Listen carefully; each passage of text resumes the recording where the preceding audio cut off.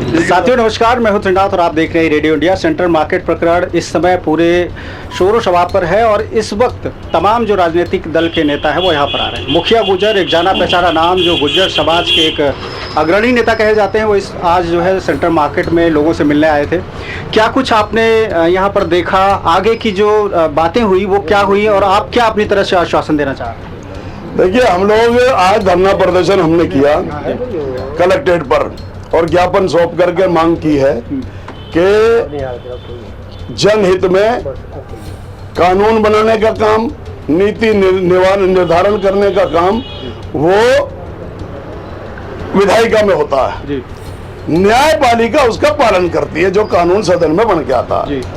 इसलिए अगर न्यायपालिका ने इन व्यापारियों के लिए कोई आदेश दे दिया तो विधायिका यानी कि लोकसभा और विधानसभा में ये हलफनामा जाना चाहिए इसको कोर्ट में, लोकसभा और विधानसभा के माध्यम से कि भाई इनके लिए हम संविधान में संशोधन करना पड़ो, चाहे लैंड यूज करना पड़ो, चाहे कुछ भी जतन करना पड़ो, हम इनको राहत दिलाने के लिए कुछ समय प्रदान किया जाए। मैं ऐसी सुप्रीम कोर्ट के कितने आदेशों के खिलाफ मैं लड़ चुका हूं जब उस आप पर बोल रहा हूं। तो ये बेईमानी कर रहे हैं जिनके गोद में ये बैठे हैं ना भाजपाइयों की, ये व्यापारी इन्हें यही मरवा रहे हैं क्योंकि इनकी नीयत साफ नहीं है। दमनात्मक और शोषणात्मक कार्रवाई करके इनमें भय का माहौल व्याप्त करके ये अपने सीने से चिपकाए रखना चाहते हैं, लिहाजा ये बर्बाद रहेंगे अगर ये भाजपाइयों के चंगुल में रहे तो। इस आदेश में ये भी कहा गया था कि जो इसमें करप्ट ऑफिसर्स हैं उनके खिलाफ भी कार्रवाई हो। उनके खिलाफ सुनो, आवास विकास के अधिकारी जिनकी रहमो करम पर ये सब हुआ, नियम कानून की धज्जियां उड़ी, मोटी रकम ली गई, उनके खिलाफ मुकदमा लगा के तुरंत जेल भेजो। उनके खिलाफ कार्रवाई क्यों नहीं हो रही?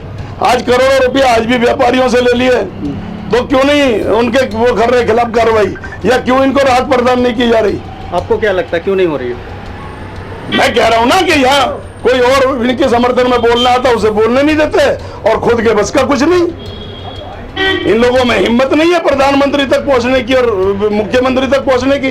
पिछले दिनों एक विवाद भी हो गया था जो खाने के पैकेट को लेकर के लोगों ने कहा कि हमारे नेता की वो फाड़ दी तस्वीर जी। तो जब इस तरीके से होगा तो इनके भेड़ में आएगा कौन? मरना तो इनका हो रहा है, समाज का हो रहा है। बेचारे महिलाएं आज छोटे छोटे दूध में बच्चों को लेकर के बिलख रही हैं सड़कों पर, तो इन पे डूब के नहीं मरा गया। इनके प्रतिनिधियों को डूब के मर जाना चाहिए, जिस क्षेत्र के प्रतिनिधि की जनता हाहाकार मचा रही हो, रोजगार चुन रहा हो। इस देश का की अर्थव्यवस्था व्यापार के ऊपर डिपेंड करती है। एक बड़ा सवाल, व्यापारी भूखा मर जाएगा तो इस देश को बचाएगा कौन? एक बड़ा सवाल ये भी है कि व्यापारिक गतिविधियों को रोक लगाने की जो बात थी वो तो अब व्यापारी मान गए हैं, लेकिन इसके अलावा अब जो डिमोलिशन की बात की जा रही है, जो घरों को गिराने की बात की जा रही है, जो अवैध निर्माण किए गए हैं, क्या उनको बचाने की कोई बात नहीं होती? सुनो, दुकानों पर या घरों पर जिस दिन बुलडोजर चलेगा, मैं तमाम व्यापारियों से ऐलान करके मुखिया गुर्जर कह रहा है कि बुलडोजर को मैं अपना आप देख लूंगा, इन भाजपाइयों को खदेड़ूंगा दया से। ये जो दलाल बैठा रखे हैं ना बीच में, इन्हें भगाओ और बुलडोजर हम देख लेंगे जब यहाँ आएगा। हमने बहुत बुलडोजर देखे हैं और बहुत बुलडोजर भगाए हैं, बहुत बुलडोजर हमने कब्जा करके और उसके लोहे को बेच करके अपने आंदोलन चलाए हैं। सपा की अगली रणनीति क्या होगी? अगली रणनीति सड़क का आंदोलन। चलिए, तो ये थे मुखिया गुर्जर जो समाजवादी पार्टी के एक वरिष्ठ नेता हैं और इसके अलावा गुर्जर समाज के भी बहुत वरिष्ठ प्रतिनिधि के तौर पर जाने जाते हैं। तो इनका साफ तौर पर कहना है कि जिस तरह से यहाँ पर राजनीति चल रही है उसको लेकर के समाजवादी पार्टी अब लामबंद हो रही है और धीरे धीरे इस आंदोलन को एक मुखर रूप दिया जाएगा। रेडियो इंडिया के लिए मेरठ से त्रिनाथ मिश्रा।